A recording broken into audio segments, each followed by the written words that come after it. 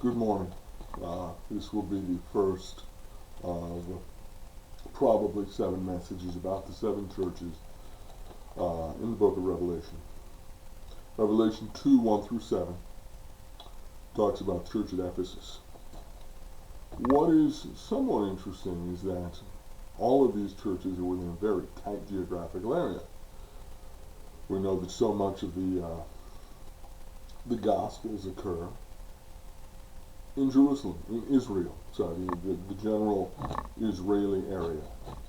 But as the gospel spreads, they go into the outer Greek-speaking world, which is our modern Turkey.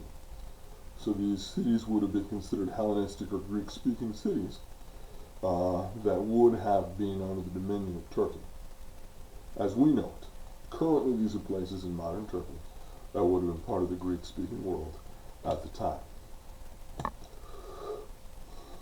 We're given 6 great positives, but they're kind of startling considering they can accomplish them, considering they're one negative. It says that they've labored hard for the gospel.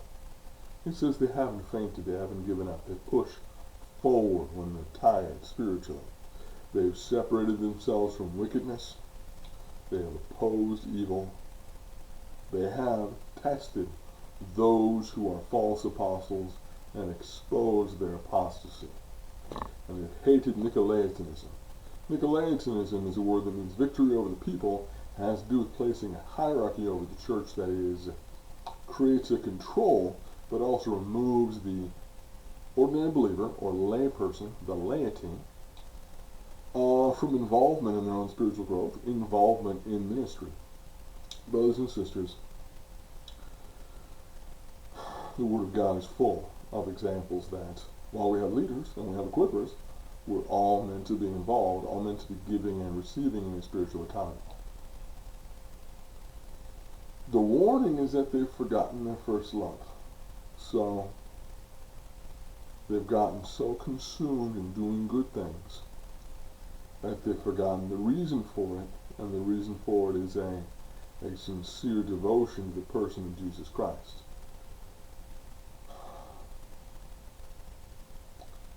I think the word for that is religion.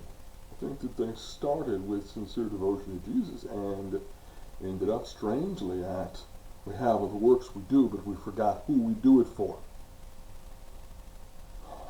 And the Holy Spirit even says, I honor these things. These are good things. These are righteous things. I am proud of these things. But you've got to come back to a sincere faith, because somehow they're doing all these things without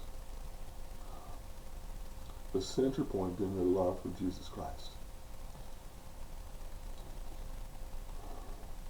So, God honors all these things they do, but the most important thing is your love for Him. So analyze, consider. Does this describe you? Does this describe believers that you spend your spiritual time with? Working hard. Staying the course. Putting a distance between you and wicked things. Opposing evil. Testing false prophets. Removing Nicolaitanism. But still, at the core, there's an empty spot instead of a devotion. Hard words. Because there's nothing more important than your individual and corporate relationship with Jesus, from which all these things ought to flow. The promise to believers is this, to overcomers is this, but sadly, the Bible makes a distinction between believers and overcomers, I think, because some believers will not overcome. That you will eat the fruit of the tree in the paradise of God, tree of life in the paradise of God. I heard a message from a brilliant preacher who said the reason humans can't find the Garden of Eden is because God moved it. And I had not thought of this verse when he said that, but I said, that sounds amazing, I wish I could prove it. And here it is. Overcomers are going to eat the fruit of the tree of life. Well, that's what the tree of life is in the paradise of God. God has moved the location of his promises. For our forebears of the human race, it was that geographical place. For those of us that overcome, it will be in the paradise of God.